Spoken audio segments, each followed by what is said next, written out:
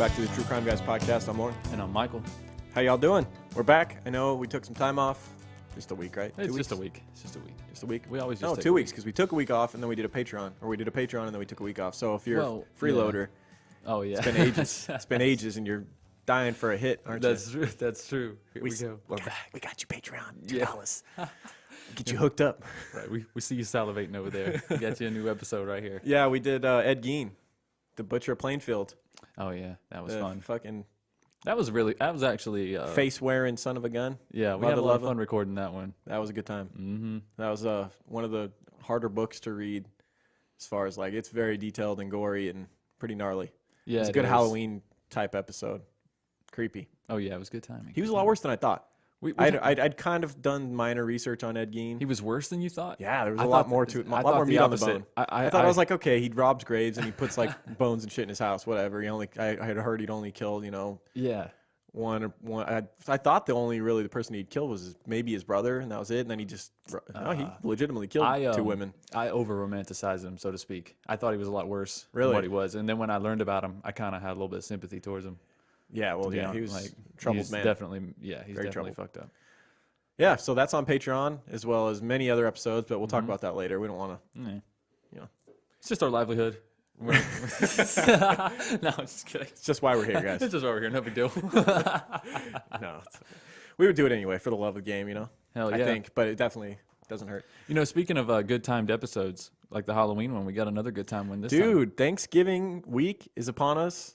And it's almost Can like you believe it? It's almost like we got a system to how we pick stuff. Right? Almost. Because this is like a classic Thanksgiving episode. Yeah, I guess. A classic Thanksgiving mystery. We're doing a 2-parter on D.B. Cooper. If there was ever classic Thanksgiving true crime episodes, yeah, I guess this is one. Because on creating a tradition. On Thanksgiving Eve, 1971. That's right. You're going to find out what happened. Maybe. Or you're never going to know. You're never going to know. The only unsolved plane hijacking in American history. That's what we're talking about here. And people are still completely obsessed with this. The sleuthers are about, and we're probably going to butcher it. If you've been sleuthing on this for years, don't listen to this because we're not going to bring anything. We've been using you guys to try and learn more about this. But we've only had like a week. That's a good disclaimer. You're going to hate us there. if you listen to this. That's fair. But if you're the average person, this is going to be a fun episode for you guys. Yeah. If you just know a little bit about D.B. Cooper or you don't know anything, you're going to love this because it's a fun mystery and we can joke all day because no one got hurt. Exactly. If anything, just some... It's a victimless crime. The asshole right government right? lost $200,000 and then they spent millions trying to figure out who did it.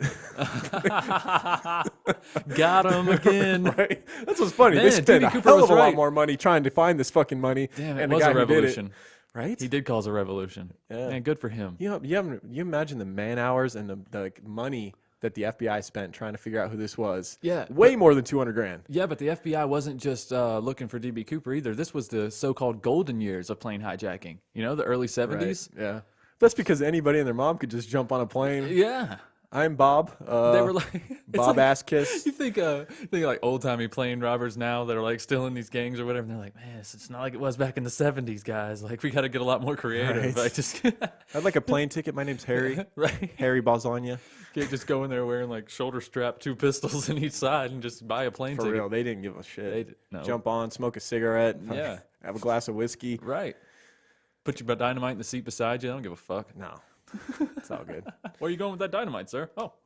Well, strap it in. Nowadays you can ride with a fucking turkey, but that's beside the point. Well, as long as it's a support turkey, right? That's a support. Oh my god. Makes me feel so much better about this flight right now. So stupid. I'm sorry, man. If you got a support turkey, I don't know what to say. I don't know what to say either.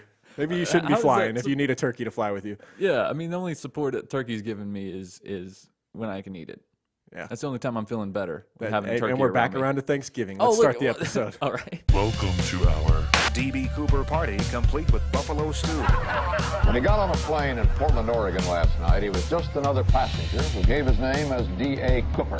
But today, after hijacking a Northwest Airlines jet, ransoming the passengers in Seattle, then making a getaway by parachute somewhere between there and Reno, Nevada, description on one wire service, master criminal. Which reminds me of my favorite thing, basically mystery ever, D.B. Cooper. A daring parachute escape from a flying 727 somewhere between Reno and Seattle, Washington. Authorities began their search here, thinking the hijacker may have jumped off at the end of the runway as the plane touched down. But the problem is more complex. The only reason to give it any credence at all is the vast expanse of wilderness that exists in the Pacific Northwest, because it's so lush. Let DB be. There are some things that should remain a mystery. Let DB be. Can't you see? He's the Robin Hood of the 70s. Snow covers the mountains in Northern California and Nevada, a hostile terrain for any parachute drop, especially at night. But people want to believe so bad. Did a fisherman really pull a parachute shroud line out of Lake Merwin, then lose it? A two-man submarine search turned up nothing. This is the man who pulled off the only successful skyjacking in U.S. history. All they found was $5,800 and no sign of D.B. Cooper. Well, the people are sure he's still alive. For all we know, he's been here. You know, walked in, had a beer, and walked there and walked out. Let DB be. There are some things that should remain a mystery.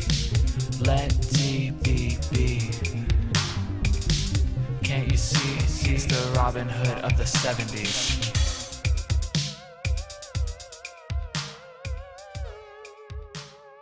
Because it's so lush. All right, our case this week, D.B. Cooper, Or D.A. Cooper, as it was first ever Dan Cooper. broadcast. Remember the first one, broadcast of it? I was like, what?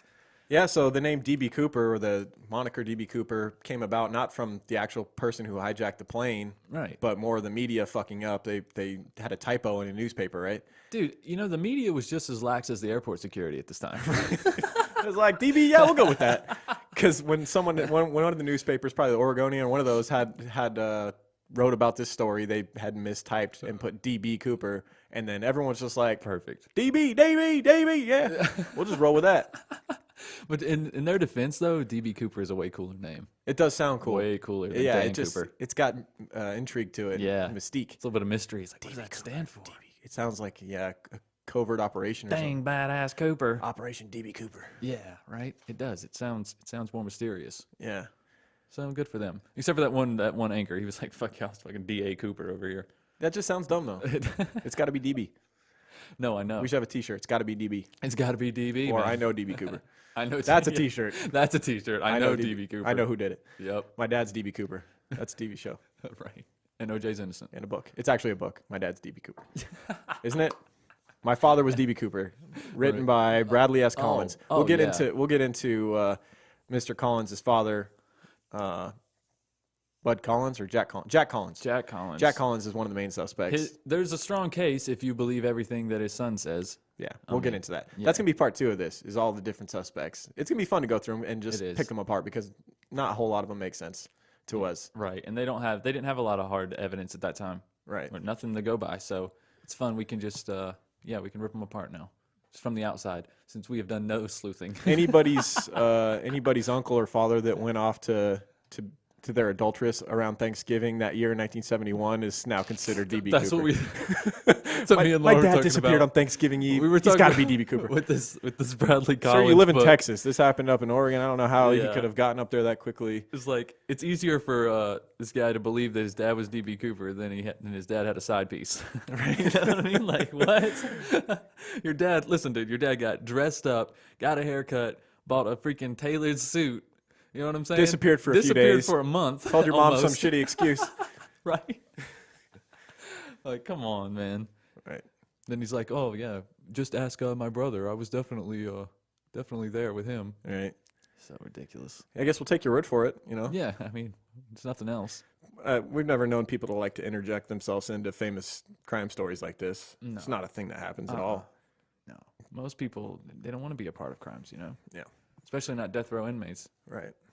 It was Thanksgiving Eve back in 1971. He had a pair of sunglasses. There wasn't any sun. He used the name Dan Cooper when he paid for the flight that was going to Seattle on that cold and nasty night.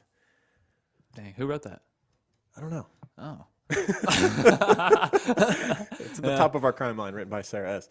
D.B. Cooper is the name popularly used to refer to an unidentified man who hijacked a Boeing 727 aircraft in the Pacific Northwest in the airspace between Portland and Seattle on Wednesday, November 24th, 1971. He extorted a ransom and parachuted to an uncertain fate. Despite an extensive manhunt and a massive FBI investigation, the perpetrator has never been located or identified. It remains the only unsolved case of air piracy in commercial aviation history. Oh, in commercial aviation history. So like a little crop plane may have gotten hijacked and no one cares because... I think that's still aviation. I think anything that flies is aviation, right? But in commercial aviation history. Commercial. Maybe private. Oh, Maybe there was a private gotcha. one where some jerk off was like, I'm hijacking your crop plane and I'm going to dust your fields for you. You asshole. Wait a minute. Right? Yeah. I don't know, man. Douchebag Cooper. Douchebag Cooper stealing crop planes. What an asshole. All right. Available evidence and expert opinion suggested from the beginning that Cooper probably did not survive a high-risk jump, but his remains were never recovered. The FBI maintained an active investigation for 45 years after the hijacking before they were like, all right, enough of this. So here's my thing. Expensive fucking investigation that's going to... I mean, the guy's probably dead at this point. Right. Even if he survived the jump, he'd be so old because he was reported by the eyewitnesses to be 40s, in late 30s, early 40s, somewhere around there. So you're looking at 80s by the time they finally get. Yeah, this is over 40 years ago. Look, so his chute opened, right? Because if it didn't, I think they would find his body. I mean, it's not like it's gonna. Right. It's not gonna carry very far. Yeah. Without a chute, we're gonna get into the investigation and all that, but the FBI has a purported drop zone, like an area of so many miles. Based off the flight path, they have that through GPS tracking. And then they had the speed the plane was going too. Yeah, and then they have the pressure change as far as when the stairs went down. The stairs did go down on the plane, and this D.B. Cooper character did jump out of the plane. And those stairs could not be released if the plane was going too fast. Right, and he knew that. This person knew a lot. We're going to get into it all, but this person who jumped, this D.B. Cooper character, knew quite a bit about aviation. Or he knew a lot about these planes. He knew a lot about these planes. On these planes, man. And these planes were used by the military, I believe, right? And at least in training, they had done simulations. They had dropped the stairs down and taken off with these planes, and not many people would know that. Right. Numerous theories of varying plausibility have been proposed over the years by investigators, reporters, and amateur enthusiasts. The FBI officially suspended active investigation of the case in July 2016, but the agency continues to request that any physical evidence that might emerge related to the parachutes or the ransom money be submitted for analysis. So what they said, I think in July 2016, is like they kind of closed it in a sense like we're closing it until basically something more emerges. We need to find the body. We need to find the money. Aside from there has been a small amount of money recovered. Yeah, I think $5,000. And that's a whole debate in itself that we'll get into. The money that was found. Yeah, I'd like to hear your thoughts on that. It's found in an interesting place where it just doesn't make sense as far as the drop zone. It doesn't make sense as the money getting there naturally from the river. It's upstream. It just doesn't. It doesn't make sense. So we'll have to get into that maybe in part 2. We'll see. So let's get into the hijacking though. On Thanksgiving Eve, November 24th, 1971, a middle-aged man carrying a black briefcase approached the flight counter of Northwest Orient Airlines at Portland International Airport. He identified himself as Dan Cooper and used cash to purchase a one-way ticket on Flight 305. The flight was about a 30-minute puddle jump to Seattle, so a very quick flight. Yeah, I think the flight was like $20. It was $20. I saw the ticket. Did you look at the images of the ticket? No, I didn't. It's just like all sloppily handwritten. It's just amazing how like lax. Just write on a Post-it note, stick it on your shirt. 40 years, or what was Board it? over there, sir. 30 years before 9/11, they were quite lax. Oh man, it's just incredible. Yeah. Cooper boarded the aircraft, a Boeing 727, and took seat 18C in the rear of the passenger cabin. He lit a cigarette and ordered a bourbon and a soda. That's so gangster. Yeah, that is pretty gangster. Then again, that's what everyone did. Yeah, that's true. Everyone. Can you imagine the smoke? It's just hotboxed every plane back then. You just. Oh, I know. Cigarettes are not that popular anymore. You don't see people smoking very often anymore in public. I remember growing up as a kid, like my whole family smoked.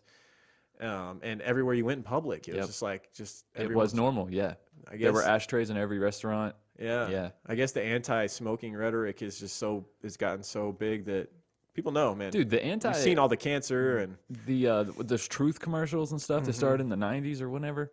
Those were kind of eye openers. You know what's funny? Let's talk a little bit about this time, 1971, because there's something to do with cigarettes that I was reading. I was reading events of 1971 just to get a feel for the time period because D.B. Cooper at one point was quoted by the flight attendant as saying that I think he said he had a grudge, right? Just a general grudge, and it was Against who? That's the question. Oh, okay. But like you kind of get the vibe that it's like about society, because this time there was a very it was a time of distrust of the government for once in America. Like 1971, I think it's like right near the tail end of Vietnam, and it just seems like it's Nixon administration. It's just people. Has that distrust ever came back? Well, through I the don't think it's 50s ever- and 60s, I guess in the 60s it changed a little bit. Yeah, and then it's just gotten worse from there. It got worse from there, but I think generally people in America wanted to trust the government. They only had like 3 channels on TV. They believed what the TV told them a lot of times. And then Vietnam came, and everyone saw like what these decisions the government were making, how they affected families, and how all of their young men were being shipped off and killed in this war that they didn't see a cause. Really, like we're being the world police and interrupting other people's business. And Right. There's Yeah, that's a whole nother Vietnam. topic. Is obviously it was a lot to do with communism and all that stuff. It was fear there. But 1971 had a lot. It was just a time of unrest in America, and I think that's plays a big cause, and maybe his motivations. This DB Cooper, maybe not as much about the money, and maybe just about he's angry at the government. Just sticking it to him. Right. Because, well, in one of his letters, he had mentioned how he had a life of pain, a life of torment, or whatever. So maybe he was in the military, and maybe he got a bad rap, or maybe he was injured, and now he's not being taken care of. Because a lot of our vets came home and they weren't treated that great. You know what I mean? Yeah. Because people assume that they did some shit, or these guys were just doing their jobs. I mean, once you're in there, it's not like you can just leave. Like, no, wait a second, this is not what I signed up for. Too bad, bro. Right. Yeah. Like, it's crazy. So January 2nd, 1971, a ban on radio and television cigarette advertisements goes into effect in the United States. So that's kind of where it started. What we're talking about now, where like you hardly see anyone smoking, but like pre this, it was like I imagine every commercial on TV was just like. Wait, you're saying they banned cigarette advertisements? Yeah. You ever noticed? Have you ever seen a cigarette commercial on TV? I feel like I've seen Camel commercials. I'm pretty sure I have. Like, how have I seen that? Like that Joe Cool, the Camel. Like, yeah, I've seen Camel commercials for sure. Is there someone they smoking lifted the that cigarette? ban. They might have found a loophole. I don't think. Have you seen someone actually smoking the cigarette in the commercial though, or do they just like show a pack and? That's a good question. I mean, it's been a long time since I've seen a cigarette commercial. That's what I'm saying. But I'm about to look. Yeah, look into it. But that's what it says. January 2nd, a ban on radio and television cigarette advertisement goes into effect in the United States.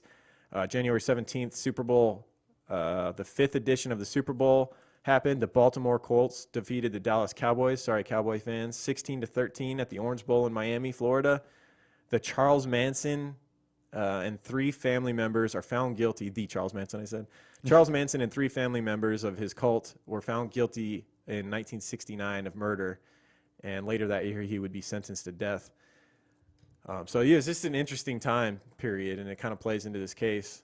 You have to take that into consideration. Obviously, when you can just go up and buy a plane ticket under a false name and then get on and have a cigarette and some whiskey. Right.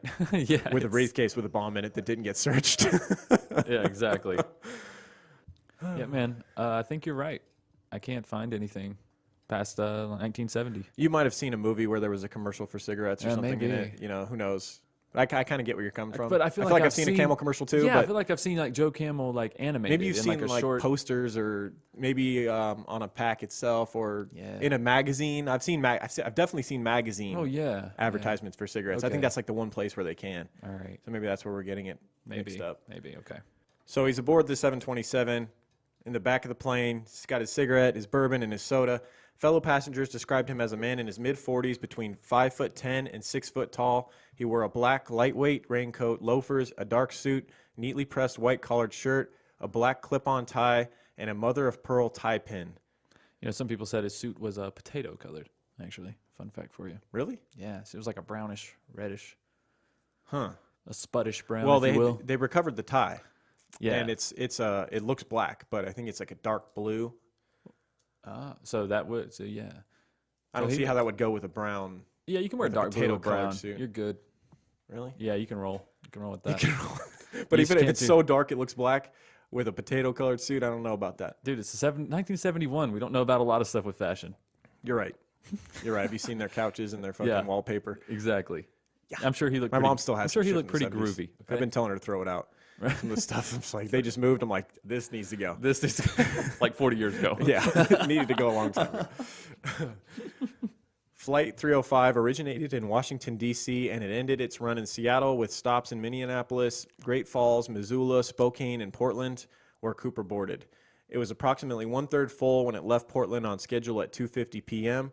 Shortly after takeoff, Cooper handed a note to Florence Schaffner, the flight attendant situated nearest to him in a jump seat attached to the rear door. Florence was 23 years old and attractive. She was hit on frequently, and so when she took this note that this passenger had passed her, she immediately put it in her pocket thinking it was a phone number and he was hitting on her. She was like, whatever, I'll read this never. Yeah. She was actually hit on so frequently that she took to wearing a wig when she was at work so that passengers wouldn't recognize her when she wasn't at work. Well, This is early 70s. And, you know, we know good-looking people problems, am I right? We know this is the height of serial killing, is what I'm saying. Maybe she was onto that and she don't want to be stalked from her job and then murdered. That's right. This was the golden years of plane jacking and serial killing. This is a good time in America. Whew, we're running around. You never know what's around the corner. You don't got a cell phone. And Land of opportunity. Yeah, a lot of opportunities to die. She assumed that the note that Cooper had passed her was simply contained a lonely businessman's phone number and dropped it into her purse, unopened. Cooper observed this and leaned toward her to whisper, "Miss, you'd better look at that note. It's my phone number, and we need to hang." Just kidding. No, it said, "Miss, you better look at that note. I have a bomb." You got me. I was like, what? Florence quickly retrieved the piece of paper from her purse. The note was printed in neat, all capital letters with a felt tip pen. Its exact wording is unknown because Cooper later took it back from her, which is pretty clever. You gotta think to the heights he went to disguise his.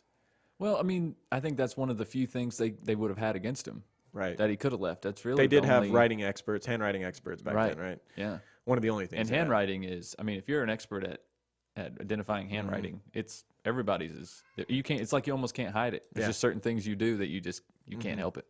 Yeah. Which makes me wonder about the tie, which we'll get into later, because he left the tie. One of the few things he left. He seems to have taken just about everything incriminating. I think he just wanted to show them that he really didn't get dressed up for this event. He was just like, fuck y'all, this is a clip-on. This is a non-tie event. Peace, bitch. Black Jumped.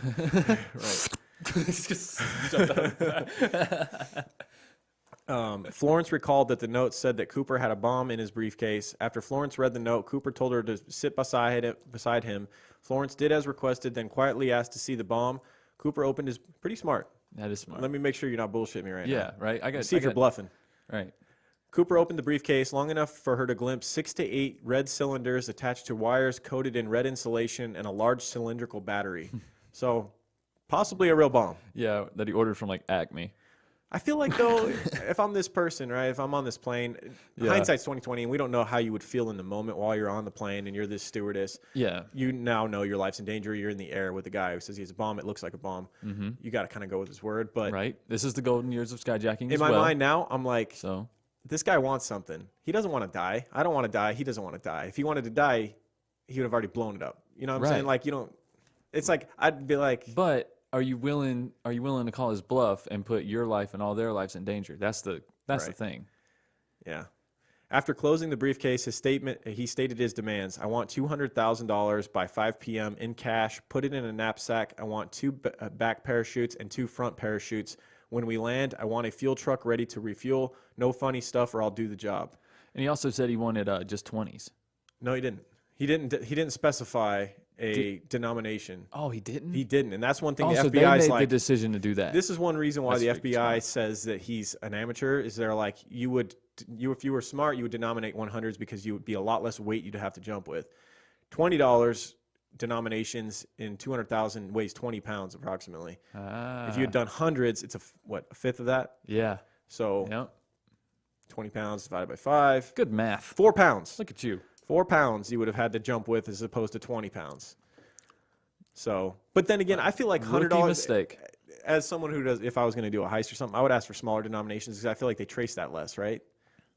Feel that's how I feel. Like hundreds, everybody checks them all the time. I feel like they're going to track hundreds a lot more. Your than practice like runs, 5s or 1s. In your practice runs, you'll practice running around with like sandbags or some shit. I want $200,000 in pennies. Right? You're gonna be dragging a fucking like Santa Claus sack out of there, just fucking dragging it across the concrete over Seattle. Just chain it Just to your killing truck and drag it motherfuckers. down the road. Yeah. Florence conveyed Cooper's instructions to the pilots in the cockpit. When she returned, Cooper was wearing dark sunglasses. How mysterious. Ooh. I wear my sunglasses While I'm hijacking. so I can hijack your fucking plane. Nice. Florence's mind was reeling. She imagined her parents back in Arkansas watching the evening news. She imagined the plane exploding. She took deep breaths, inhale, exhale, repeat. Cooper could see that she was very nervous, and surprisingly, he was very kind to her and able to calm her down. The pilot, William Scott, contacted Seattle-Tacoma Airport and traffic control, which in turn informed local and federal authorities. The 36 other passengers were given false information about their arrival in Seattle. They were told the plane would be delayed for minor mechanical difficulty. I think they were told they were going to dump gas, which is kind of like something that was popular in the movies back then with John Wayne and stuff, right? Yeah. That's something I heard in an interview. But who knows? They basically were not told at all that they were being hijacked, obviously, because they didn't want to create panic. No, yeah, you wouldn't tell them that. That's not going to help anything. And I also heard that they opened the bar to everyone. So people were getting rowdy in there. There's some behind the scenes shit where there was like a fight that almost happened on the plane. There was shit where people were getting rowdy because they got free drinks, and they were basically like, circling like the airstrip for like a couple hours trying to get the money set up and everything once it was relayed to the FBI. I didn't think about that, like how they would stall the customers, so they just decided to get them off. Well, because you got all the passengers. You got what the FBI wants, and then you got what the airline wants. Right. The airline's trying to have this go as well for PR as possible. They don't want it getting out there that they got the kind of airline that's getting hijacked all the time, and unrest and all that. So they're trying to keep the passengers happy and keep this under wraps. Meanwhile, the FBI's got their own set of things they want once they find out about this. The aircraft circled Puget Sound for approximately 2 hours to allow Seattle police and the FBI sufficient time to assemble Cooper's parachutes and ransom money and to mobilize emergency personnel.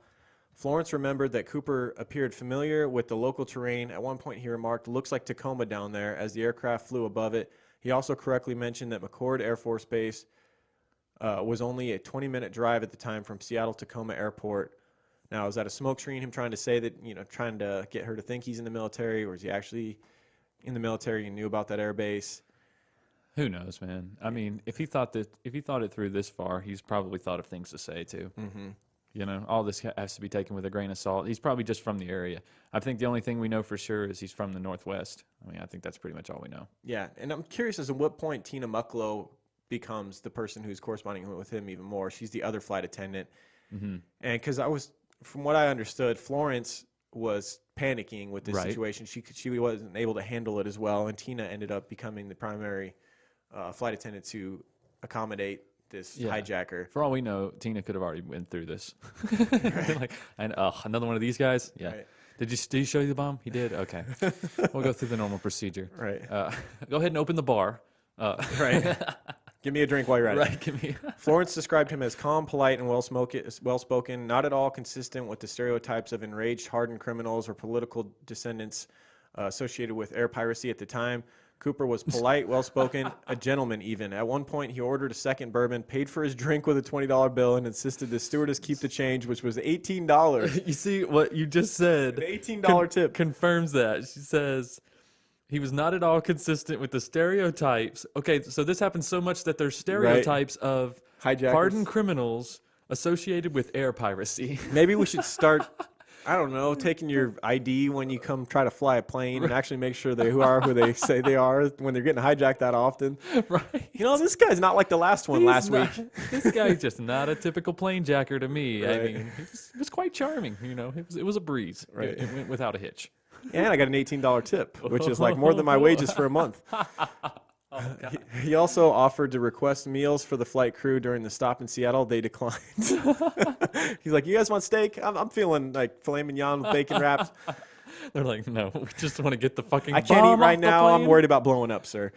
That should have been a hint to them, though, that he wasn't worried about it. That's one thing that people said, is this guy had to have seen some shit. There's talk that maybe he was special forces because of how calm he could stay under pressure. You're hijacking a plane with a bomb. Yeah. And you've got now the FBI involved. They're going to get involved. And you're flying around in this fucking commercial airliner. Yeah. That's hijacked by you. And you were just sitting there, cool as a cucumber, smoking a cigarette. I can imagine with like a Komodo on instead of a suit. Throw to Pineapple Express. Hey, man, maybe he's just good at faking it. You know, because you have to. Yeah. I mean, once you're in the air, Sunglasses. where That's are you going to go until you get the parachute? classic poker player move to wear the Yeah. sunglasses so you can, Exactly. maybe you're panicking behind those, but Oh, they yeah. can't see it. He could have been freaking out underneath there. Right. Eyes darting left and right, just fucking sweating in that potato suit. Right. You don't know. FBI agents assembled the ransom money from several Seattle area banks, 10,000 unmarked $20 bills, most with serial numbers beginning with the letter L, indicating insurance by the Federal Reserve Bank of San Francisco. That's another thing that happened in 1971, I believe, was that Nixon got rid of the gold standard, where we could transfer, if you had a $20 bill, you could transfer that into gold. Oh. And he got rid of that, and that's kind of where. Yeah. Once you got rid of the gold standard, what the fuck does money really mean, right? Exactly. It means we're. What does it all mean, man? It means we don't have enough to back it up, Brad. Right? Yeah. You got a lot of money, supposedly, like this number Means our money in your is bank account, this number, this little digital paper number. Go to promises. the bank and try and get that all out, and let's see what happens. They don't got it, man. It's all a fucking Oh, sham, God, man. It's all a scam, dude.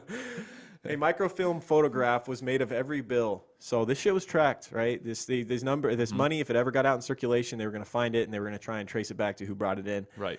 Cooper rejected the military-issue parachutes offered by McCord Air Force Base personnel, instead demanding civilian parachutes with manually operated ripcords. Seattle police obtained them from a local skydiving school. See, I heard that he did use a military parachute because one of them just happened to be a military style. Supposedly, they had provided him with two, obviously he wanted four. He wanted like the Right. reserve chutes, and then he Right. wanted two main chutes. And the ones, they gave him a sport one and like a military basic one. Yep. And he chose the military one as opposed to the sport one. And And, then they there's a gave him- guy, an expert, skydiving expert. I think the guy that provided them at this local skydiving school. Right. They did an interview with him. I saw a documentary, and he was like, he didn't know what he was doing. Or else he would have picked the sport one because you can maneuver and You everything. can turn. But yeah. the situation he was jumping out of, I think it's smarter to go with the military one. I think it was a smarter move, right? It's more durable. It's made for unpredictable jumps. Yeah. A military It's probably parachute made would of be better made material. to jump out of a plane that you wouldn't, like skydiving instructors wouldn't jump out of. Like it's military. You may have to make a last second adjustment when you're in the military, and you can't jump out of this. But you couldn't maneuver those as well. Wouldn't it be better to have something that you could turn and cut through the air That with? does sound like the case. The chute he picked kind of would just take you wherever the wind took you. Yeah. It does. That's sound what like I that. understood Yeah. from my research. But then one was a dummy, right? One had an X on it, Yeah. like which is universal. what I Don't was- use this shit. That's what I was wondering. Like, I was almost thinking like the FBI, as slick as they are, and as kind of dickheadish as they Yeah. are at times, like why didn't they just provide them with like some chute that's gonna kill them? Like put holes in it or something. They should have made the Because one, can he really open it and check it and then repack it and use it? Like, they should have just made the one that has the X on it the only good one, yeah. and then just had the three bad Just ones. don't give him any good ones. All right, fine. You don't want to have any fun. I think it would be fun to see him go through it and be like, they put an X on. Why does this one have an X on it? They put an X on it because it's bad, or maybe Skull and they put an crossbones X on on one it of them. because they want me to think it's bad. Maybe this is the good one. Right. Maybe these are. This guy's cool and Why collected. does He's- this one have a pick this one on it? I don't want to. Yeah. I don't know. Yeah, I don't know. It just yeah. Well, he picked the lesser of the chutes according to this expert. Passengers would be released at 5:24 p.m. Pacific Standard Time. So basically, once his demands had been met, they brought this bag of money on the parachutes. They had tried to do it as discreetly as possible as to not alert all of the passengers to the hijacking that has been going on. Right. They know something's up though. They've been flying around in circles for a couple hours when this was supposed to be a 30-minute flight. So you don't think they're just partying it up in there? And then the way that they landed and they came onto the tarmac and they closed all of the windows so they couldn't see. Oh, nice. It's like, what is going on here? And then Right. there's this bag of fucking money overflowing with cash brought in, parachutes, and this guy sitting in the back all mysterious with a suit and sunglasses talking to the stewardess. They're starting to think like he was VIP. Some people thought he was like some VIP celebrity they didn't know, or Yeah. you have to think that's, Right. He doesn't even look like anybody though. yeah, he's just the images that have been released, he looks like a normal dude with a skinny nose. Yep. Yeah, he does have a very thin nose in all of the drawings. Yeah. They said he was like, what, 6 foot, 160, 170, something like that? They said it's He very was a pretty slender dude. it's average of a man, like between 5'10" and 6 foot. It's the perfect height to be if you're going to commit a crime. That's like 90% of us. Cops ask, I think he's like between 5'10" and 6 foot. God damn. Can you give me something? Just fucking get out of here. Are you an asshole? Let me guess, he looking like a man? Okay, good. Short hair, long hair. clean shaved mustache, He had like a face, like a Right. man's face. I don't know. eyeballs, 2 of them, 2 nostrils. It was after sunset, and Cooper instructed the pilot. So after all of the passengers get released, they came to him. They asked him, like, the stewardess was like, "Okay, we got your money, we got your parachutes. Can the passengers go?" And he said, "Yeah, let them go. I want one stewardess to stay." So that was Tina Mucklow ended up staying with him, and he wanted the pilots, obviously the pilot and the pilot's co-pilot, to stay. And I believe I've heard different theories. There was an engineer, like a plane engineer or flight engineer, that stayed on as well. There was 5 total people. Okay, Cooper, that makes sense. Cooper, Tina, the 2 pilots, and then the flight engineer, supposedly. And then I've heard just 4. I've heard the pilot, the co-pilot, Tina, and him. But Okay. either way, not a big detail. Right. Northwest Orient Airlines Seattle operations manager Al Lee approached the aircraft in street clothes to avoid the possibility that Cooper might mistake his airline uniform for that of a police officer. He delivered the cash-filled knapsack to and parachutes to Mucklow via the aft stairs. The money was organized in bundles of $20 bills and weighed about 21 pounds. Once the delivery was completed, Cooper ordered all of the passengers, Florence and the senior flight attendant Alice Hancock, to leave the plane. During refueling, Cooper outlined his flight plan to the cockpit crew. He planned a southeast course toward Mexico City at the minimum airspeed possible without stalling the aircraft, approximately 100 knots or 115 miles an hour, and a maximum altitude of 10,000 foot. Yeah. Instead and of he knew 30,000. those, like we talked earlier, he knew those specifications for that plane. He knew, yeah, that's pretty. Yeah, he knew those stairs could not be dropped down if they were going faster than 100 knots and then higher than 10,000. Yeah. He further specified that the landing gear remained deployed in the takeoff/landing position, the wing flaps be lowered to 15 degrees, and the cabin remained unpressurized. Co-pilot William Ratzak informed Cooper that the aircraft's range was limited to approximately 1,000 miles under the specified flight configuration, which meant that a second refueling would be necessary before entering Mexico. Cooper and the crew discussed options and agreed on Reno, Nevada as the refueling stop, with the plane's rear exit door open and the staircase extended. Cooper directed the pilot to take off. The airline's home office objected, stating that it was unsafe to take off with the rear staircase deployed. Cooper countered that it was safe, but he decided not to argue. So I guess the pilot was like, "I'm not fucking taking off with this staircase down. Yeah. I've never done it. It seems very unsafe." And apparently this had been tested in the military, and it worked, right? Cooper must have known military testing or something, because he knew it would work. Well, apparently. a lot of I think that type of thing would. Why have would you build a been- plane that couldn't take off with it in case someone fucked up and left it down somehow? Right. It just like it Or couldn't be maybe that hard to allow it to be taken off with the staircase But down. maybe this was information you could find out that the military was testing these things, because this is not like a top secret thing, like big deal. You know what I'm saying? This might be an experiment or something that was written about in the paper or something like that in an article, and he could have just read it. Perhaps, or he just had friends that were in the military. Yeah, there's lots of ways he could have found. I mean, Or he was in the military, which I believe. yeah. I believe this Oh, person was in the military yeah. for sure. If he's in his 40s and the 70s, I think he was a disgruntled ex-nom vet, yeah, to be honest. he was probably in the military. Yeah. The refueling process ended up being delayed because of vapor lock in the fuel tanker's truck pumping mechanism, and Cooper became suspicious but allowed a replacement tanker truck to continue to refueling. Well, what is he going to do at that point? He's kinda, Right, yeah. he's surrounded by law enforcement. He's got to kind of – you're at the point of no return. You've already pushed the chips all in, buddy. Right. You got to go forward. Right. And a third after the second ran dry. So they had to refuel twice. Ooh. 2 or 3 times. Yeah. Back in the air at approximately 7:40 p.m., the Boeing 727 took off again with only 5 people on board: Cooper, pilot Scott, flight attendant Mucklow, co-pilot Radzak, and flight engineer H.E. Anderson, who I was talking about. Yeah.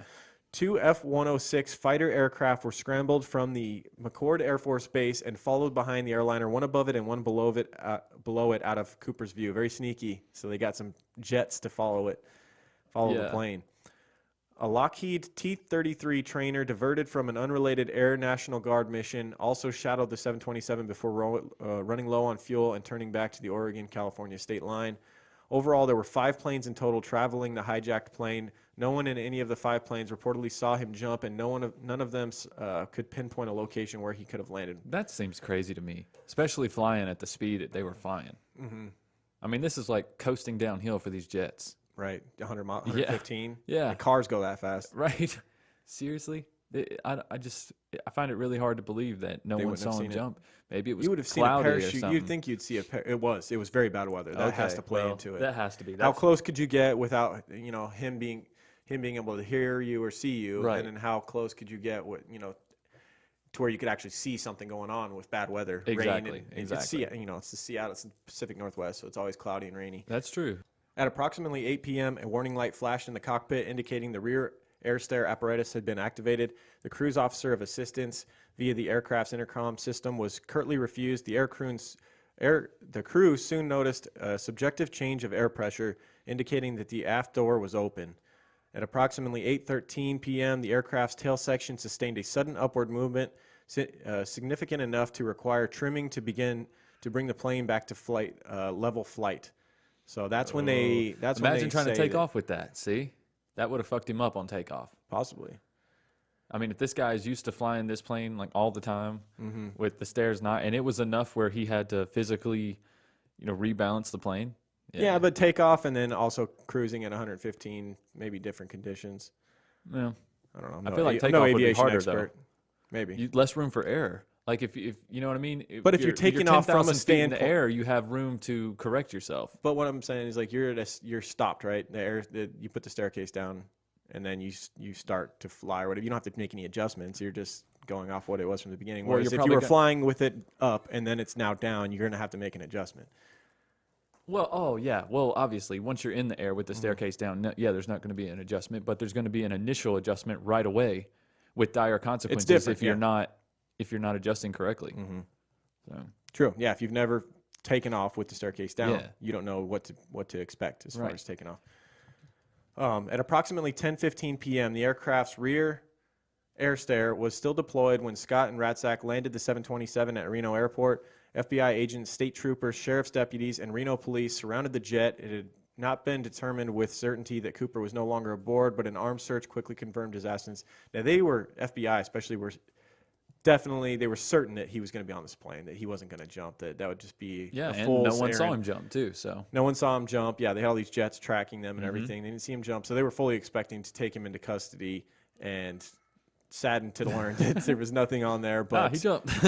yeah, nothing on there but a tie and a parachute Right. left, pretty much, that was cut up, which we'll talk about later. One of the parachutes he left, he chopped up and used the cords to tie the money to himself. Okay. So that's when people ask, why did he want so many parachutes? He wanted 2 reserves and 2 regulars, and the regular that he didn't use, he cut up and used the cords. Yeah. Let's get into the investigation. FBI agents recovered 66 unidentified fingerprints on the plane. The agents also found Cooper's black clip-on tie, his tie clip, and 2 of the 4 parachutes, one of which had been opened, and 2 suspension lines cut from its canopy. Authorities interviewed now those 2 cords that he cut equaled up to 80 feet when they added it up. So quite a bit of cord removes in order to try and tie this money to himself. Well, I don't mean he used 80 feet of cord though. No, but he had the ability to use that much. Yeah. So he's really thorough, and Tina Mucklow had actually witnessed him trying to tie the money to himself. So people that speculate that it would be really hard to make that jump and hold on to that money, the 21 pounds worth of money. Oh, I understand. Yeah, I understand that would be hard, but he did have 80 feet of cord to use to tie the money to himself. So if he was very thorough, that money would be attached. Yeah, I guess so. Yeah. Local police and FBI agents immediately began questioning possible suspects. An Oregon man named D.B. Cooper had a minor police record, was one of the first persons of interest in the case. I think that's how the newspapers ended up printing that. Yeah. I think the police were talking about this D.B. Cooper guy like, well, I wonder if it's DB, because they'd heard Dan that's, Cooper. his name. Well, no, they'd heard Dan Cooper Oh, yeah. was the Oh, I guy see who what was on you're the saying. plane, and they had this local criminal named DB Cooper. So they Yeah. were talking about it near a newspaper guy. The guy printed DB Cooper and then just took off from there. He was contacted by the Portland police on the off chance that the hijacker had used the real name instead of an alias in the previous crime. He was quickly ruled out as a suspect, but local reporters rushing to meet an imminent deadline confused the eliminated suspect's name with the pseudonym used by the hijacker. So that's how it came to be popularized. Right.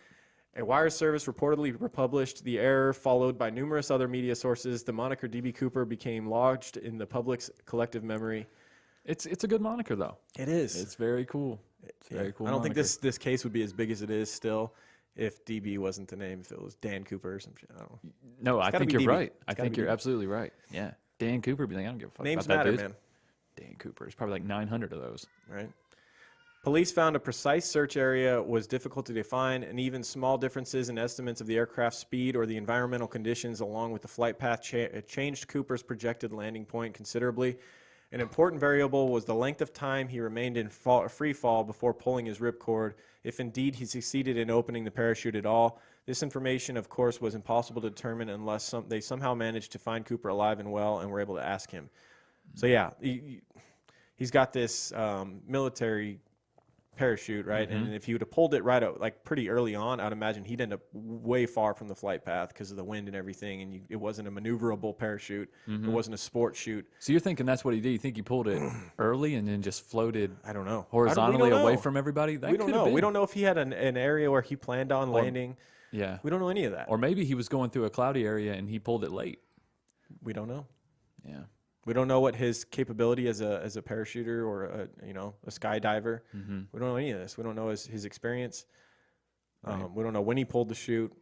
We don't. They have a purported drop zone based off the pressure change in the plane and the flight path, but ultimately the body was never fucking found. The money was never found in circulation. I feel like if he didn't pull the chute, you would find the body. It wouldn't be that hard, right? Yeah, you'd search that drop zone. I think the drop zone's pretty. I honestly, I feel like the FBI, they've done done stuff like this before. They knew the flight path based off of coordinates and everything, and they had planes tracking it, so they knew it was on the path. Right. And the pressure change. And they probably had a staircase. And they probably had almost an exact time of when he jumped too, because there were people in the plane. Somewhere around 8:13 p.m. Right. One of the other flight attendants, one of the flight attendant ladies, she would have known for sure. Tina. She was up in the cockpit with the pilots at this point. Okay. But I think she could see through. They would know when he left the plane. Yeah. They knew. They knew. That's when they had to adjust the plane's flight, when they had to adjust the wings or whatever. Yep. In an experimental recreation, Scott, the pilot, piloted the aircraft used in the hijacking in the same flight configuration. FBI agents pushing a 200-pound sled out of the rear open door were able to reproduce the upward motion of the tail section described by the flight crew at 8:13 p.m. So they believe 8:13 is pretty much the exact moment where he jumped out. So their theory is that this fake 200-pound person is going to land right on top of him. They're just going to search there. No. No, they used that as a way to basically say that 8:13 was the jump time. They have no idea where he landed. Based on this experiment, it was concluded that at 8:13 p.m. was the most likely jump time. At this moment, the aircraft was flying through the heavy rainstorm over the Lewis River in the southwestern Washington area. So here's my question. Why that's the one they... thing that, for me, like, if he did die, it's because he landed in water. If you land in water, you got 21 pounds worth of money strapped to you. You got a parachute on. It's fucking terrible weather. The water's gonna be cold. It's November. That's a great point. That's not a good. And now you're tangled up in a parachute too in the water. Money's all. 21 God, pounds worth of money strapped to you. Yeah. And then some of the money washes up. Yeah, it goes downriver. Oh. But where the money ended up, where some of that money was found, doesn't make sense as far as that theory. Oh, you're saying it's upriver? Yeah. Well, maybe he opened but it did the get parachute dredged early. Where the money was found, it was dredged. We'll talk about that. All right. Initial estimates placed Cooper's landing zone within an area of the southernmost outreach of Mount St. Helens, a few miles southeast of Ariel, Washington, where Lake Merwin, an artificial lake formed by a dam on the Lewis River, was. So he could have landed in a river, could have landed in a lake. And if it was the parachute we think, the military one, the wind would have just taken you wherever. It could have just, against his will, taken him right to a lake in the middle of it and landed there. And if you land in the middle of a lake in this situation, you're not getting out. No, should have took that damn sport parachute, man. Maybe that parachute wouldn't do so well jumping out of a plane 115 miles an hour at the altitude or whatever he was at. I don't know the difference between the jump he did to a normal jump for like someone who's into skydiving or whatever. I think he just took what he was familiar with. He'd probably done some jumps with the military, and he's like, I know what this is. I know exactly how this is gonna react to certain elements. I'm just gonna use this one. Like that's probably what I would have done too. If you had one, if you were completely sure about one thing and the other one you're like, this may be better, but is now the time? Like while I'm hijacking a plane with 200 grand strapped to me, is now the time to do something new? Yeah, let's try the sport one out for the first time. Yeah, exactly. While I'm drunk on whiskey. Right, like everybody skyjacked a plane. Yeah, everybody that I've heard has criticized him heavily over that decision, but I don't think I can. I think if I put myself in his shoes, and if he was in the military, which he probably was, I think the military chute was the I feel safe like choice. if you're going to do a high-speed chase in a Lamborghini, you might want to go out and test drive one first. Not the first time you're ever driving it to be the time you're running from the police. Exactly. Fucking grinding gears and shit 'cause you don't know how the clutch works. So search efforts focused on 2 counties encompassing, so they looked at their proposed drop zone area based off the flight path and the time that the pressure zone changed.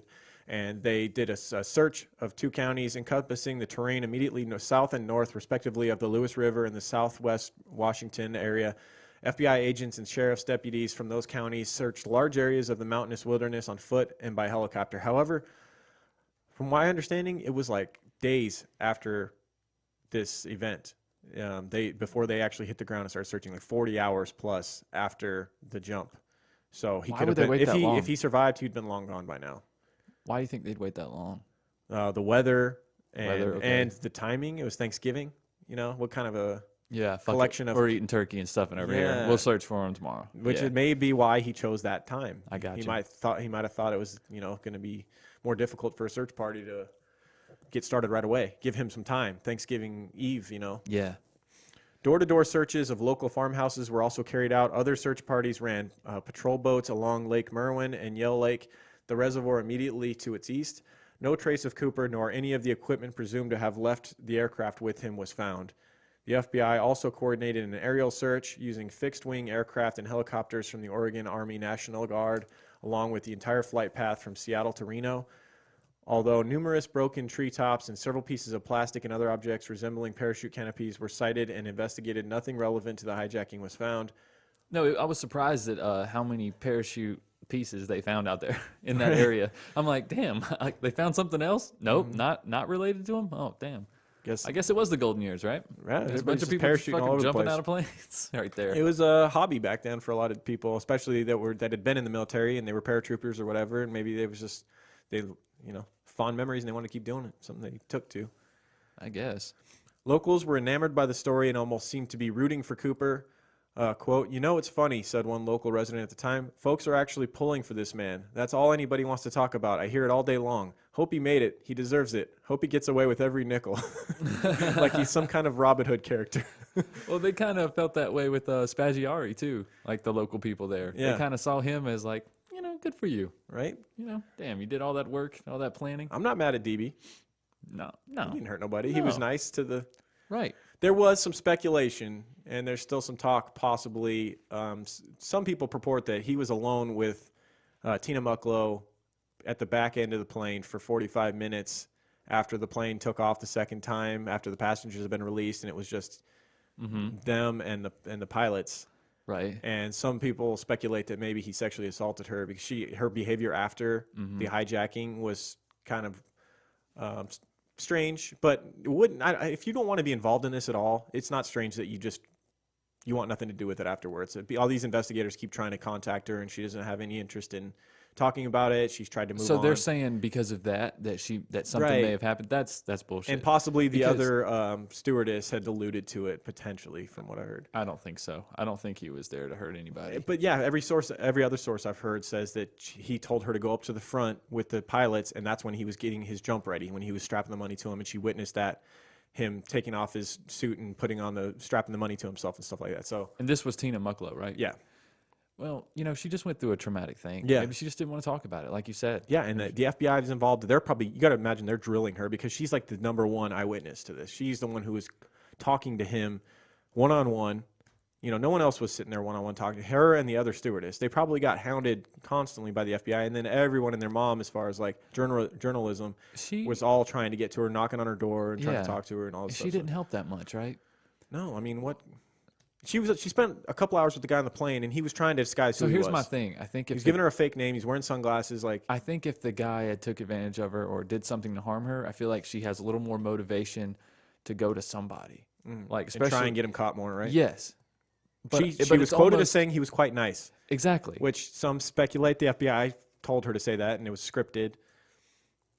Why would they do that? Once again, why would the FBI do? What do they? Why have would the to FBI benefit? want him to be known as a nice character? That's not helping him get caught. No, they don't want the public to know he's nice. They were trying to convince everyone he was dead. Now the airline may have been pushing that. They may have been like, "Listen, our hijackers are much kinder here. Fly with us. They'll be nice. They'll give you a tip, and then you'll never see them again. Exactly. It'll be a pleasant experience for Fine. everyone. Yeah, you'll be harassed forever, but you'll be that much. It'll be an richer. open bar. It'll be Right. fantastic. Free bar for anyone who flies with a hijacker. Right. Shortly after the spring thaw in early 1972, teams of FBI agents, aided by 200 Army soldiers from Fort Lewis, along with the Air Force personnel, National Guardsmen, and civilian volunteers, conducted another thorough ground search of the two counties for 18 days in March, and then additionally another 18 days in April. So really searching everything they can. Electronic Explorations Company, a marine salvage firm, used a submarine to search 200-foot depths of Lake Merwin. Two local women stumbled upon a skeleton in an abandoned structure. It was later identified as the remains of a female teenager who had been abducted and murdered several weeks before. So talked about the height of serial killing and murdering back in the early 70s. And Right. I guess that's further proof. right. They're trying to find DB and they find a fucking murdered Find woman. another body. Yeah. There's no telling what all they found looking for DB. Right.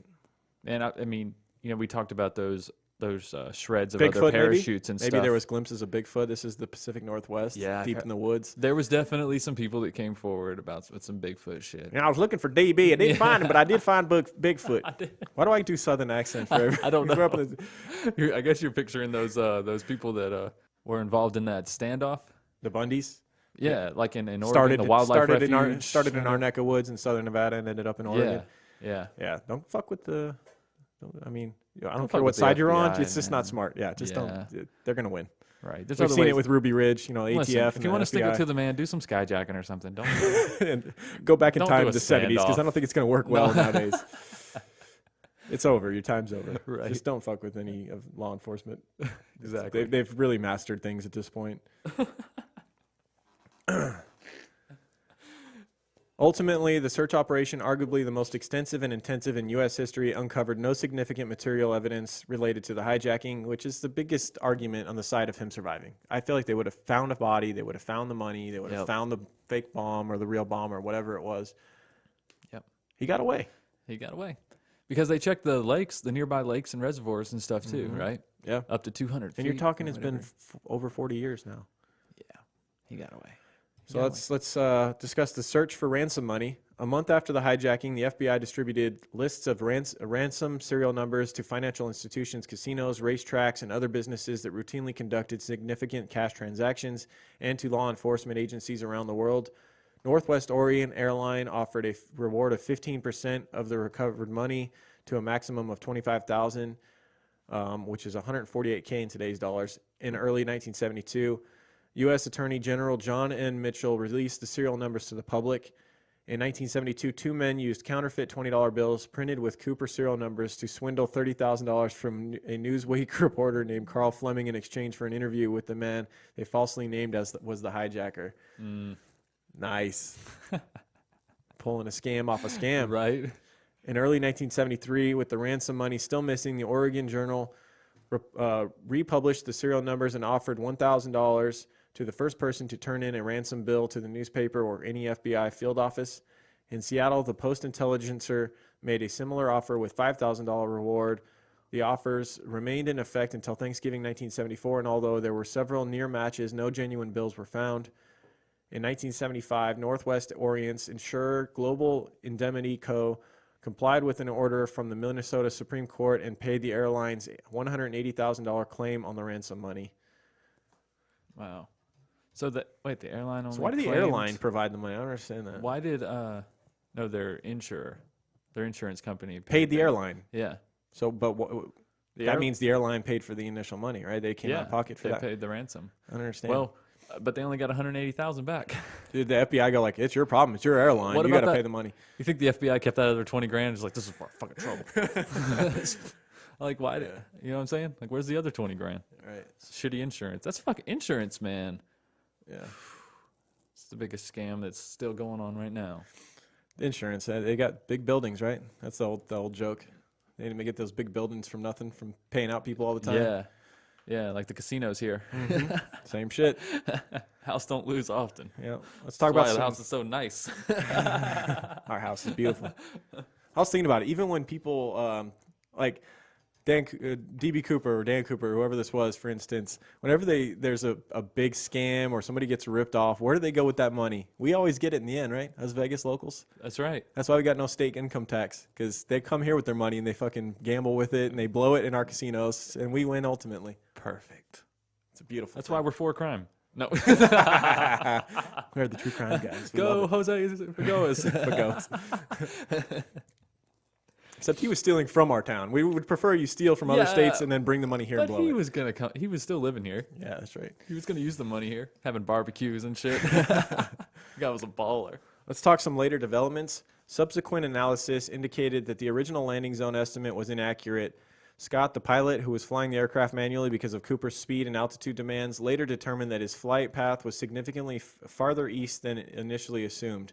Additional data from the variety of sources, in particular from another commercial airline pilot who was flying 4 minutes behind Flight 305, indicated that the wind direction factored into drop zone calculations had been wrong, possibly by as much as 80 degrees. So the okay. FBI's calculations could have been no good. You don't think they searched a big enough perimeter, though? I mean, Yeah. over all that time, I I'm feel pretty like- sure they kind of figured the what ifs in searching. I feel like there's a bit of overanalyzing that happens when you're talking about a case that's people are obsessed with 4 years later. Yeah. Like, I just don't understand why you need the people are- freshness. Like at the time, I think their calculations would have been better than now. We're over, re-looking at things Right. this much longer. It's This case really doesn't bother me. Like, I'm totally cool with it being unsolved. that's kind of my Perfectly thing. I'm like, fine why for are they me. still spending so much money? Yeah, I who understand cares? sleuthers. Go. Sleuthers are going to sleuth. They're going to do what they're going to do. Yeah. They're going to dedicate their life to some shit that's not going to. Whatever. it's It's whatever you whatever. want to do with your own Listen, time. you man. get one life. Yeah. Do what you want to do. You want to spend By it all trying to means. figure out who an old But I'm perfectly old guy happy or dead guys not knowing who did this. identity. You know? Yeah, because Perfectly. I'm cool with it. I kind of feel like it's maybe somewhat of a victimless crime. Yeah. It was. The money was right? insured. It got repaid. Nobody- I I mean, aside from the harassment of the people who were on the That's true. plane, that's true. But he was rather nice, said Tina Mucko. No, I'm talking about like the harassment from like reporters and Oh, people yeah. wanting interviews for the rest of her life. There's people probably still looking her up. She's probably done changed her name by now. Yeah.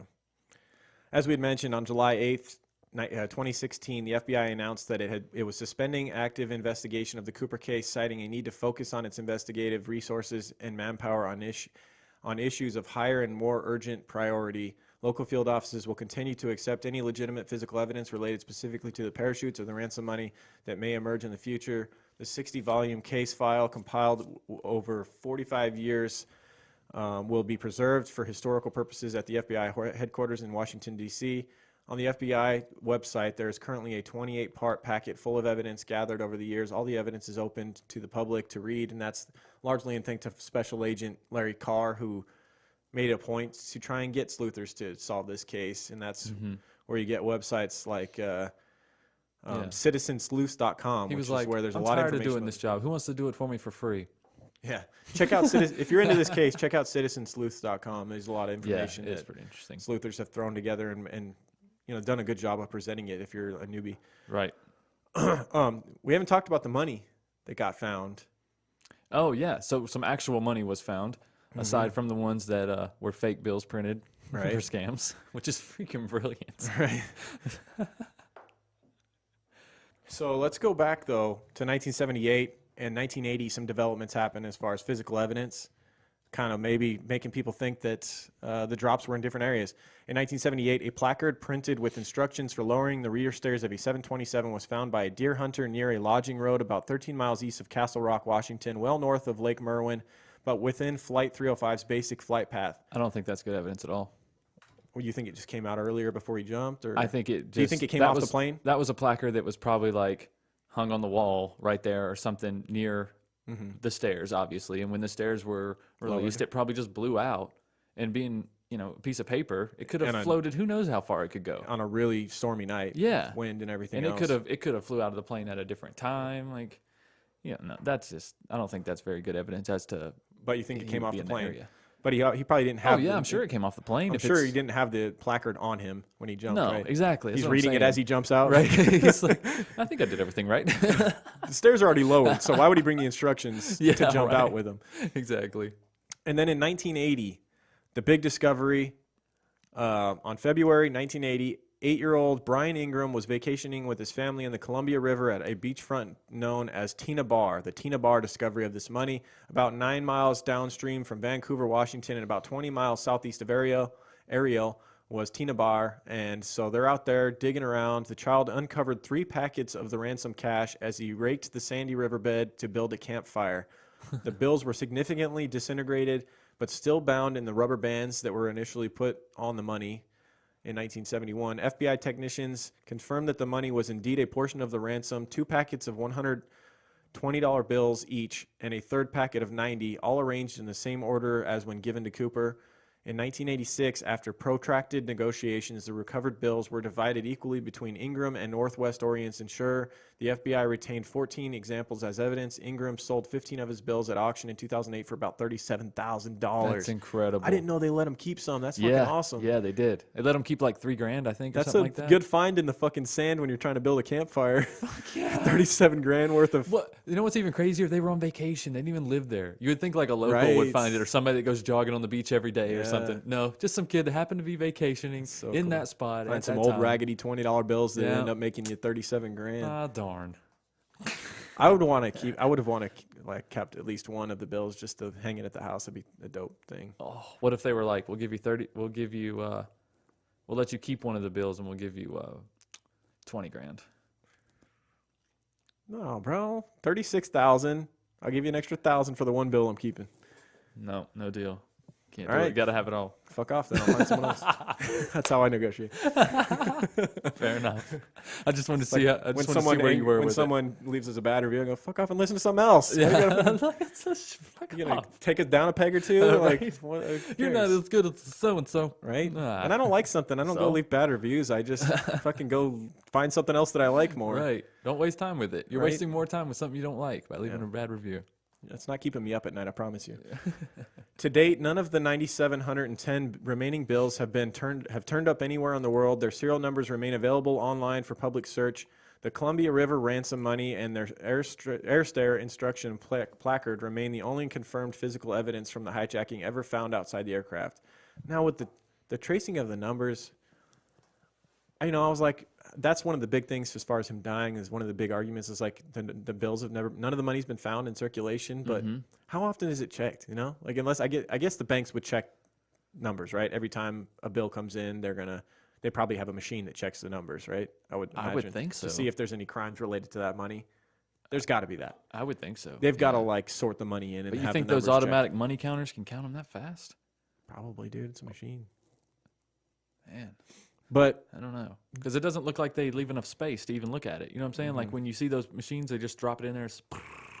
But here's a question. How often does a bill go through to the bank? Your average bill, how often do you think it makes it to the bank? Like it gets passed from you to the store, right? Then from that store, They deposit it. they deposit in the bank maybe? Yeah. I don't know. Or- That's a great question. That bill goes back as change to someone else who then gives it to someone else, another store. It's Yeah. going to go through the bank, you would think, fairly often. Dude, Some of those I bills think- would have turned up. I think for it sure. depends on how big the bill is. I would say like 1s and 5s, they don't make it to the bank that often. Right. 20s, 100s. 20s, 50s, 100s, I think they're Another they're making argument it to the ask bank. for lower denominations. Yeah. Oh, it's going to be heavier for jumping. Yeah. I don't know. In 2017, a group of volunteer investigators uncovered what they believe to be potential evidence, what appears to be decades-old parachute strap in the Pacific Northwest. This was followed later in August 2017 with a piece of foam suspected to be part of Cooper's backpack.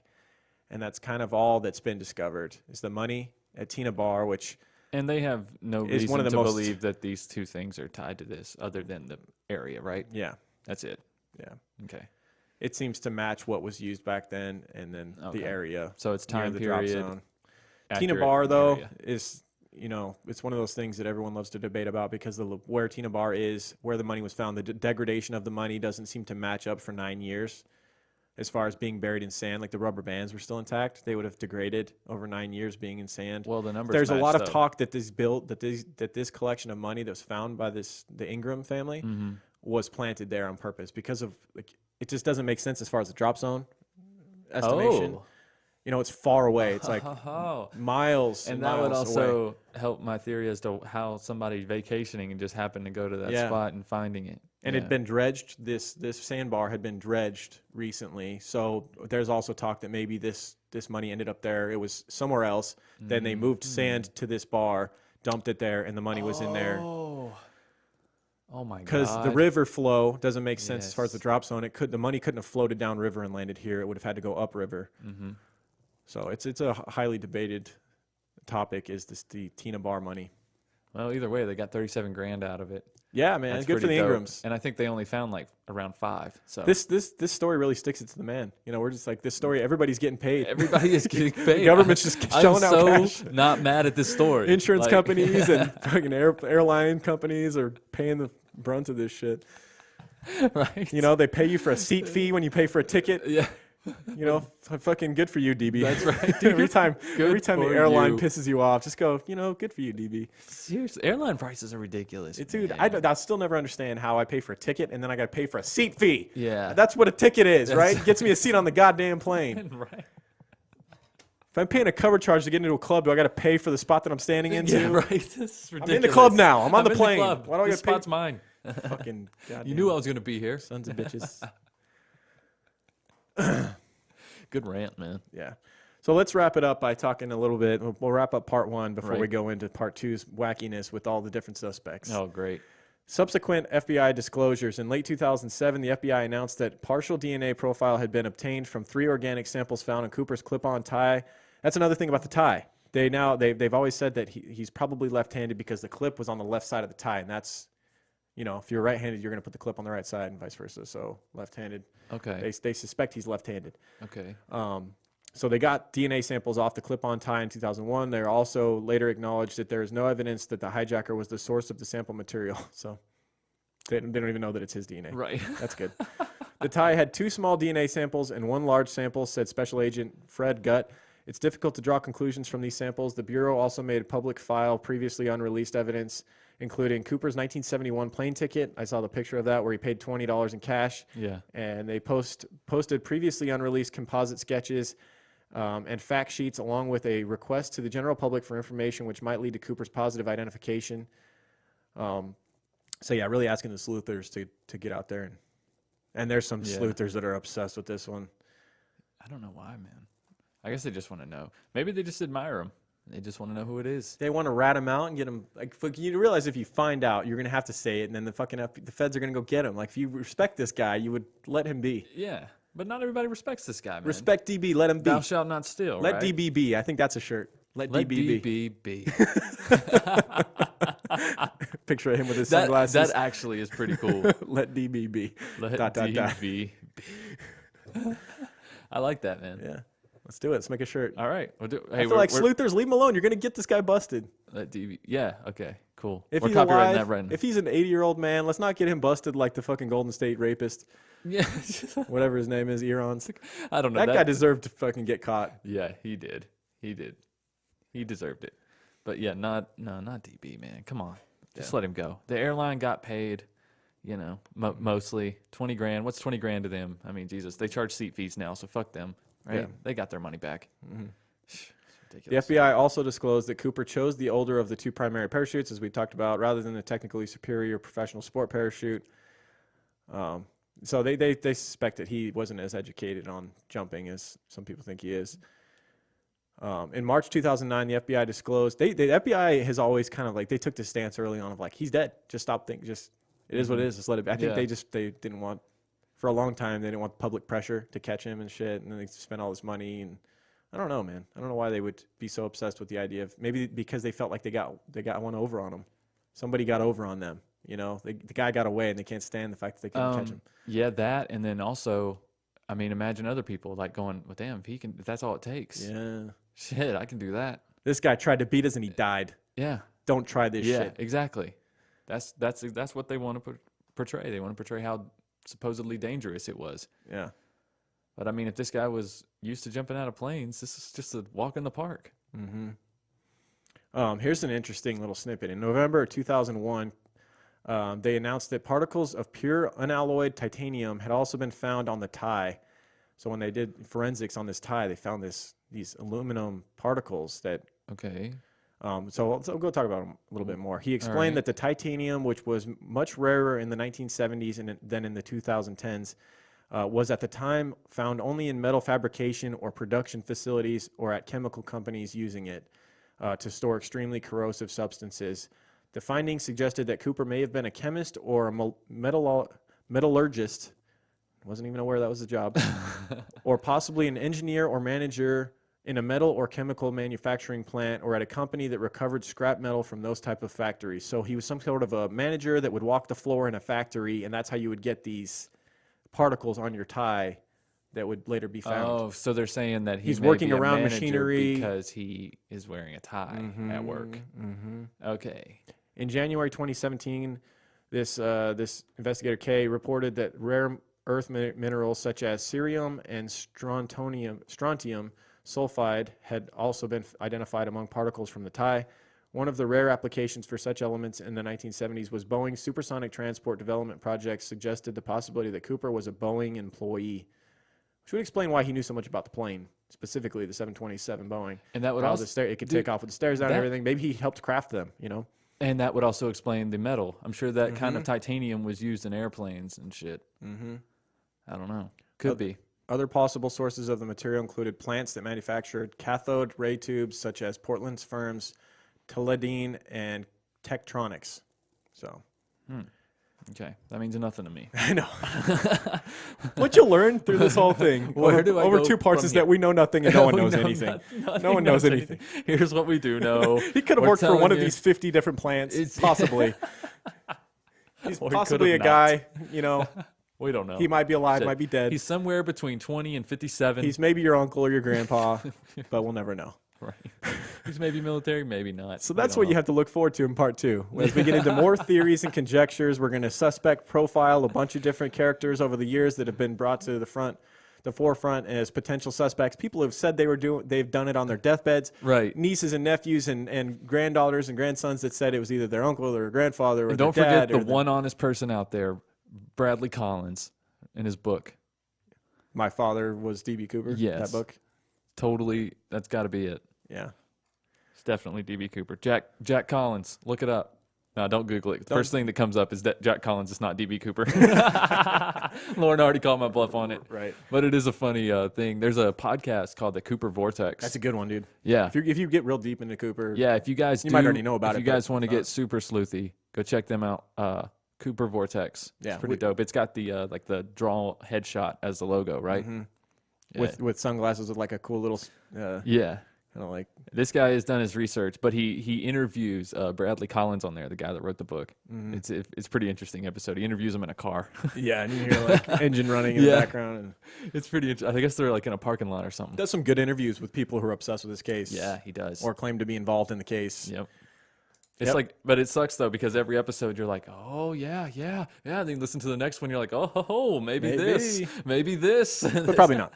Yeah, but probably not. Yeah, you leave everyone going, yeah, probably not. All right, so that's what you have to look forward to in part 2 of this Okay. Thanksgiving special Right. two-parter, D.B. Cooper. Let's get to our sponsor, Oh My Gaia.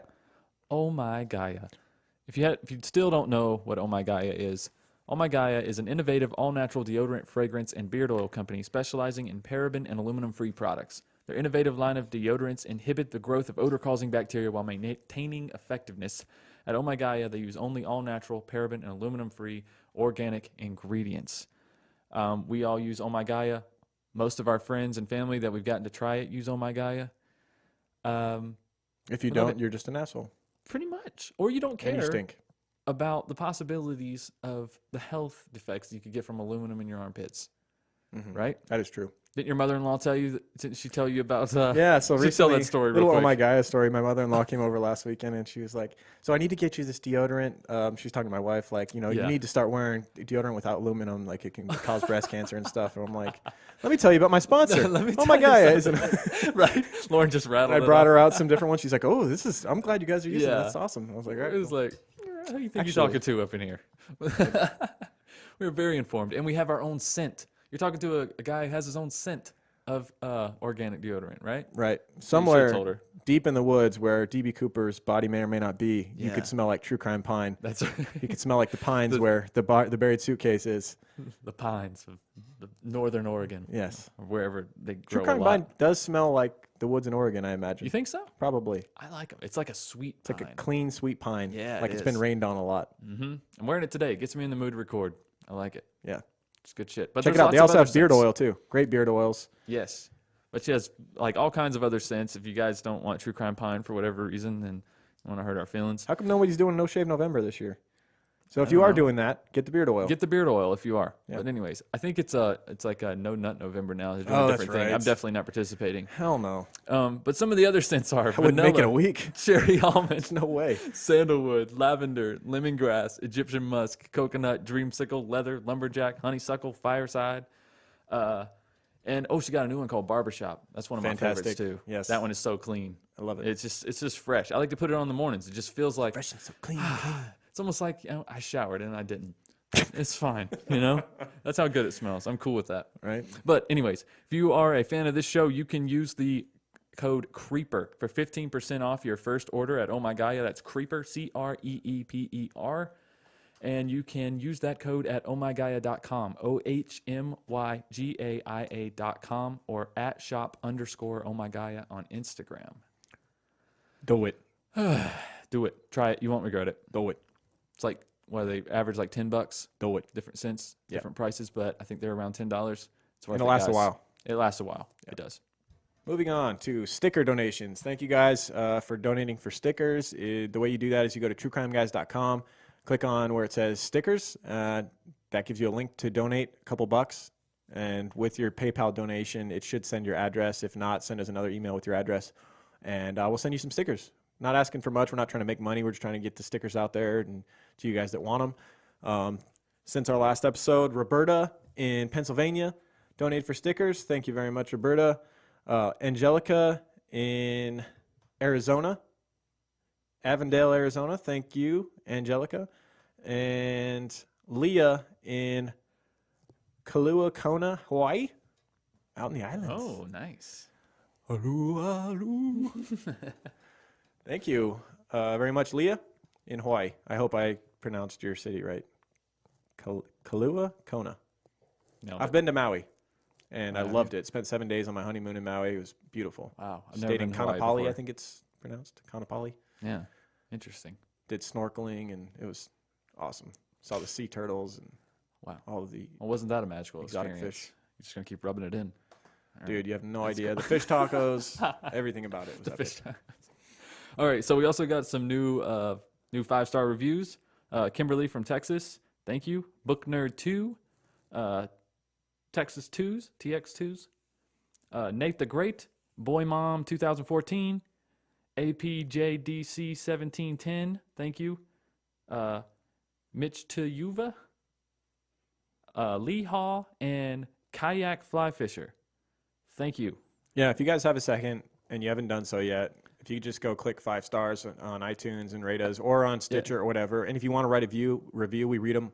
We read them all, usually on the crapper. I feel like I'm going to read Kayak Fly Fisher's review on the show here. It says, Hidden Gem. Wow. I listened to one show on Wild Bill and I'm hooked. The flow is smooth and the topics are well researched. The exact opposite of my podcast, Kayak Flyer. These guys are solid. Right so on. yeah, so go check him out. It's called Kayak Flyer. Go check out his podcast. Right on. Cool. Cool. We appreciate the 5-star review, man. Absolutely. Lastly, but not leastly, to quote Bill Burr, patreon.com/truecrimeguys. $2 a month, $2 pledge that you can leave at any time. You can pledge $2 and Right. Enjoy all of our content and leave. But we kindly ask that you. I think Patreon makes them pay up front now, actually. Yeah, but $2. Pay Oh, $2 I see what and you you're get saying. everything. Yeah. We put like 20 episodes on there, all the big hitters: Bundy, Gacy, Yeah. freaking. They can't run that old school Dahmer scam anymore. Yeah. That pledge right after the payment's due and then have 30 days of free Patreon and then And quit leave. right before pay time. No, I'm just kidding. Hey, if you were able to work Hey, the system that's for a what- while, hey, good that's- for you for us not stopping it, or That's Patreon right. not stopping it. We've all done that shit with Hulu, Netflix. Yeah. Audible. Yep. Remember like AOL back in the day when you get those discs with like so many minutes Yeah. on it in the mail? You just keep using them damn free ones. Right. It's all good. We're all guilty. Yeah.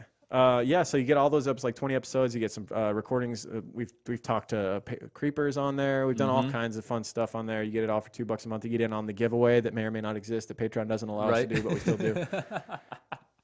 All right, that's usually at the first of every month. We just did Ed Gein on there. That was a fun one. We just gave away one of those Supreme Creeper hoodies. We give away a Supreme Creeper hoodie. Yeah, to keep creeping. We didn't, but we did. Oh, right. We didn't. Of course. Right. Not on Patreon, at least. And I believe we're going to try and do an early release of this episode, and we're doing a Q&A right after this for Patreon only. So this is kind of free. It's kind of cool stuff you get on there. Not free, but the kind of cool stuff you get on there for $2. Yeah, part 2 should be available on Patreon, I would say Friday after Thanksgiving, Black Friday at the latest. Mm-hmm. We're going to spend a few more days diving deep into these potential suspects before we record part 2. Sometimes we record both in one day. Today, we're still interested in finding out more of these. Yeah, we want to dig a little more into the theories. Yeah. So, yeah, we're going to be putting up part 2 next weekend. We hope you guys enjoyed part 1. That about does it. Thank you, guys. Keep creeping. Keep creeping, guys. Later. True crime guys, in the desert we like a mirage. It's okay if you clicked on us cause you thought we was True Crime Garage. Now we ain't mad at you, sit down, let us talk at you. I'm talking to the creeper army, we out here making murder. True crime guys, in the desert we like a mirage. It's okay if you clicked on us cause you thought we was True Crime Garage. Now we ain't mad at you, sit down, let us talk at you. I'm talking to the creeper army, we out here making murder charming.